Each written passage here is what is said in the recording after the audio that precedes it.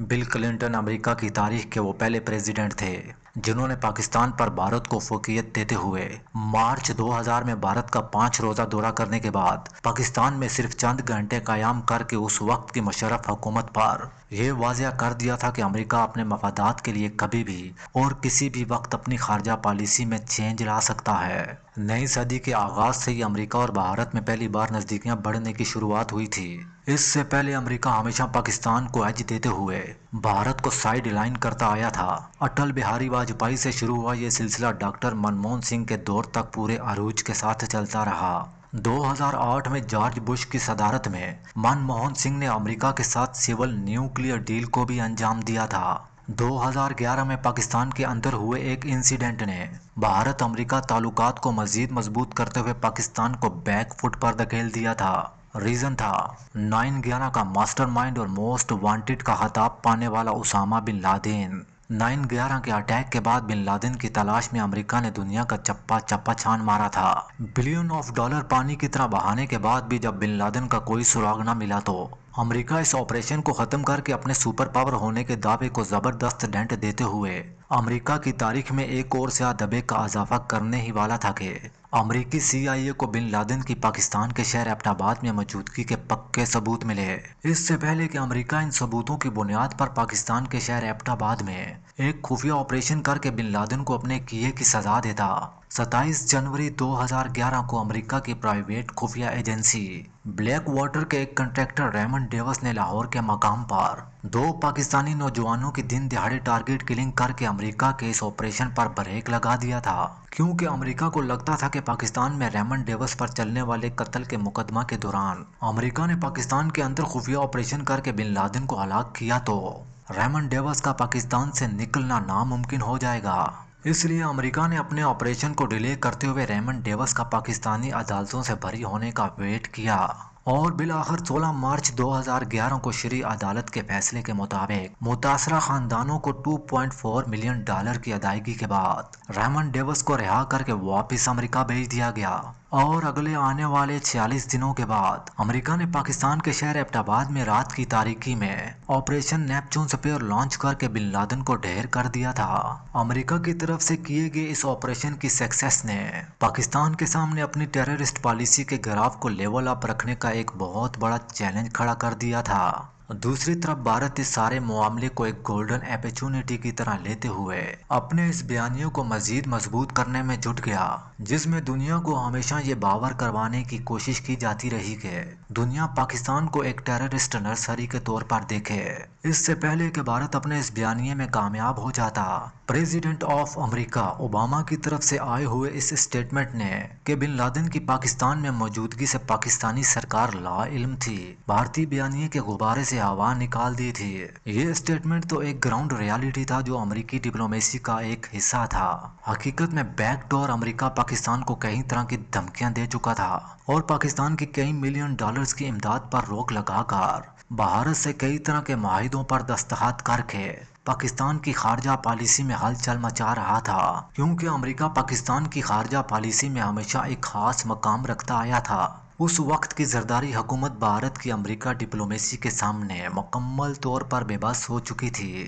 پاکستان نے اس سارے کنفلکٹ میں اس وقت سکھ کا سانس لیا جب بھارت میں ہوئے 2014 کے جنرل الیکشن میں BJP نے کانگریس کو بری طرح سے شکست دے کر منموہن سنگھ حکومت کا خاتمہ کر کے نریندر مودی کو ملک کا پرائم منسٹر نامزد کر دیا تھا۔ مودی کو امریکہ میں ایک کرمنل کے طور پر دیکھا جا رہا تھا۔ یہی وجہ تھی کہ 2002 کے گجرات فسادات کے بعد مودی کے امریکہ داخلے پر پابندی عائد کر کے یہ ثابت کر دیا تھا کہ مودی کو امریکہ میں ناپسندیدہ شخصیت کے طور پر دیکھا جاتا ہے، بٹ مودی کے پرائم منسٹر آف انڈیا بننے کے بعد اس پابندی کو ہٹا دیا گیا تھا۔ مودی کا پرائم منسٹر بننا صرف RSS کی چوائس تھی، کیونکہ مودی کا بیک گراؤنڈ مسلم دشمنی اور ہندوتوا کی پالیسی کو پورے بھارت میں لاگو کرنے کے علاوہ اور کچھ نہ تھا۔ امریکہ مودی کی اس کرمنل پالیسی کو نظر انداز کر کے بھارت کے ساتھ تعلقات کو मजीद गहरा करते हुए मोदी सरकार के साथ कई दफाई माहिदों पर दस्तखत कर चुका था। इसके साथ साथ अमेरिका भारत को बुलवाक अगेंस्ट चाइना खड़ा करने की पॉलिसी को कंटिन्यू रखना चाहता था, क्योंकि भारत अमेरिका की तरफ से इंडो पैसिफिक में बनाए गए प्लान का हिस्सा था, जिसमें चीन की बढ़ती हुई अस्करी और मुआशी ताकत को कंट्रोल करने के लिए भारत एक मोहरे के तौर पर इस्तेमाल हो रहा था, जिसके सबूत उस वक्त देखने को मिले जब 2017 में अमेरिका में हुए सदारती इलेक्शन में रिपब्लिकन की जीत के साथ ही एंटी चाइना डोनाल्ड ट्रंप सदारत की कुर्सी पर विराजमान हुए। सदारत का ओहदा संभालते ही डोनाल्ड ट्रंप ने चाइना के अगेंस्ट स्टेप लेते हुए न सिर्फ चाइना से मुआशी जंग छेड़ दी, बल्कि मिलिट्री सतह पर भी एक कदम आगे बढ़ाते हुए क्वाड को फिर से अपने पांव पर खड़ा करने के लिए सरगर्म हो गए, जो अमेरिका, जापान, ऑस्ट्रेलिया और भारत समेत 4 ममालिक पर मुश्तमिल एक अलायंस था। क्वाड जो 2004 में सुनामी की तबाहकारियों से बचने के लिए तश्कील दिया गया था, उसे आहिस्ता आहिस्ता एक मिलिट्री अलायंस में तब्दील किया जाने लगा, और रीजन था चाइना का बहरे हिंद में बढ़ता हुआ दबदबा। ट्रंप के पहले दौरा सदारत में अमेरिका और भारत के ताल्लुकात मिसाली रहे। मोदी ने ट्रंप के आशीर्वाद से ही 2019 में कश्मीर से A35 और आर्टिकल 37 हटाकर कश्मीर की खुसूसी हैसियत खत्म कर दी थी। ट्रंप अपने पहले टर्म में अफगानिस्तान में अपनी नाकामी का जिम्मेदार पाकिस्तान को ठहराते हुए कई बार पाकिस्तान को टारगेट करता दिखाई दिया। मोदी ने उसे एक अपॉर्चुनिटी के तौर पर देखकर ट्रंप से अपने ताल्लुकात को मजीद मजबूत करने के लिए एक ऐसा ब्लेंडर किया, दुनिया की तारीख में जिसकी मिसाल कहीं नहीं मिलती। मोदी 2019-20 में ट्रंप की इलेक्शन कैंपेन में हिस्सा लेने अमेरिका गया। वहां जाकर उसने ह्यूस्टन में हाउडी मोदी के एक प्रोग्राम में, जिसमें ट्रंप भी शरीक था, वहां उसने पूरी दुनिया के सामने अब की बार ट्रंप सरकार का नारा लगाकर भारत की तमाम डिप्लोमेसी का सत्यानाश कर दिया था। हमें नहीं पता मोदी ने ये अल्फाज खुद से अपने मुंह से निकाले थे या किसी एडवाइजर के कहने पर यह सब कुछ किया गया था, बट मोदी के इन अल्फाजों ने भारत को काफी डेंट दिया था, क्योंकि उसके बाद अमेरिका में जो सदारती इंतखाबात हुए थे उसमें रिपब्लिकन को शिकस्त का सामना करना पड़ा था, और डेमोक्रेटिक की जीत के साथ ही जो बाइडेन अमेरिका की सदारत की कुर्सी पर बैठ गए थे। जो बाइडेन के प्रेसिडेंट ऑफ अमेरिका बनते ही भारत और अमेरिका के ताल्लुकात में काफी सर्दमेरी आ गई थी, बट फिर भी अमेरिका ने खित्ते में अपने जाती मफादात के लिए भारत को अपने पाले में ही रखना बेहतर समझा। भारत को रूस से तेल खरीद कर यूरोप को बेचने की परमिशन भी जो बाइडेन के दौरे इख्तिदार में ही दी गई थी। दूसरी तरफ जो बाइडेन ने पाकिस्तान से ताल्लुकात की फाइल को सर्द खाने में डालते हुए उस वक्त के पाकिस्तान के प्राइम मिनिस्टर इमरान खान को फोन तक करना गवारा न किया। जो बाइडेन की पाकिस्तान से ये तलखियां समझ में आती थीं, क्योंकि जिस दौर में उसामा बिन लादेन को पाकिस्तान में मारा गया था, उस दौर में जो बाइडेन अमेरिका के वाइस प्रेसिडेंट थे, इसीलिए वो पाकिस्तान से नाखुश थे। इस सब के बावजूद पाकिस्तान ने अमेरिका से अपने ताल्लुकात को बेहतर करने की हर मुमकिन कोशिश की। ये पाकिस्तान की कामयाब डिप्लोमेसी का ही नतीजा था कि जो ट्रंप अपने पहले टर्म में पाकिस्तान के बारे में नेगेटिव सोच रखकर एक्स पर धमकी आमेज ट्वीट किया करता था, वही ट्रंप अपने दूसरे टर्म में आई लव पाकिस्तान कहने पर मजबूर हो गया था। ट्रंप ने न सिर्फ आई लव पाकिस्तान कहा, बल्कि व्हाइट हाउस में डिनर का एहतमाम करते हुए पाकिस्तान के फील्ड मार्शल आसिम मुनीर को इनवाइट करके अमेरिका की तारीख को ही बदल के रख दिया था। ये पहला मौका था कि किसी मुल्क का आर्मी चीफ व्हाइट हाउस में बैठकर अमेरिका के सदर के साथ डिनर कर रहा हो। ट्रंप की पाकिस्तान से मोहब्बत सिर्फ यहीं तक महदूद नहीं रही, बल्कि ट्रंप ने इससे भी एक कदम आगे बढ़ते हुए पाकिस्तान के सूबा बलूचिस्तान में मौजूद तेल के वसी ज़खायर की डिस्कवरी में पाकिस्तान से शराकतदारी का ऐलान करते हुए भारत पर निशाना साध कर यहाँ तक कह दिया कि हो सकता है एक दिन भारत पाकिस्तान से तेल खरीदे। ट्रंप के इस बयान ने मोदी सरकार की नींदें हराम कर दी थी।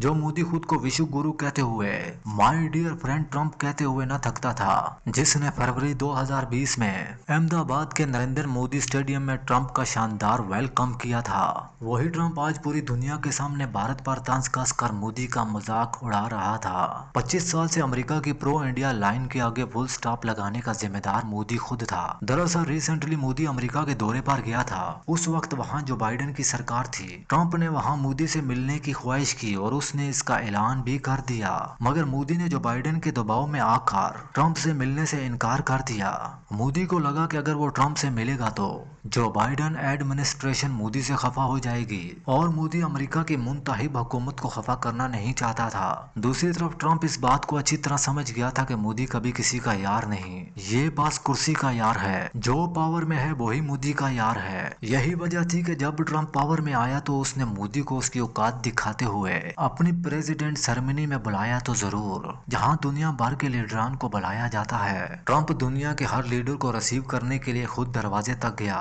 मगर जब मोदी जी का नंबर आया तो ट्रंप ने मोदी को जलील करने के लिए अपने ऑफिस के किसी जूनियर बंदे को भेज दिया मोदी को रिसीव करने के लिए। अगर मोदी में जरा सी भी डिप्लोमेसी होती तो वो इससे सबक सीखता, मगर मोदी ने बजाय इससे सबक सीखने के भारत की दहाइयों पर मोहित अमेरिका से ताल्लुकात को हमेशा के लिए डिस्ट्रॉय कर दिया है। दरअसल पाकिस्तान और भारत के बीच हुई स्मॉल स्केल वॉर के बाद हुए सीज फायर का क्रेडिट लेते हुए ट्रंप ने अपने ट्विटर हैंडल एक्स पर पोस्ट करते हुए लिखा कि पाकिस्तान और भारत के बीच हुई इस जंग को इसने ट्रेड की धमकी देकर दोनों ममालिक के बीच सीज फायर करवाया है। पाकिस्तान ने ट्रंप के इस स्टेटमेंट्स को एक्सेप्ट करते हुए न सिर्फ सदर ट्रंप का शुक्रिया अदा किया बल्कि नोबेल प्राइज के लिए ट्रंप को नॉमिनेट भी कर दिया। दूसरी तरफ भारत ट्रंप को झूठा साबित करते हुए सीज फायर का क्रेडिट खुद लेते हुए खुद को ऐसी दलदल में फंसाता रहा जिससे अब उसका निकलना मुश्किल दिखाई दे रहा है, क्योंकि ट्रंप ने भारत से अपनी इस इंसल्ट का बदला लेने के लिए भारत की इकोनॉमी को डेंट देते हुए भारत की एक्सपोर्ट पर 50% टैरिफ आयद कर दिए हैं। भारत जो अमेरिका को एक्सपोर्ट करके बिलियन ऑफ डॉलर कमा रहा था, जिसने भारत की इकोनॉमी को स्टेबल रखने में अहम किरदार अदा किया हुआ था, ये अपॉर्चुनिटी मोदी की नाकस डिप्लोमेसी की वजह से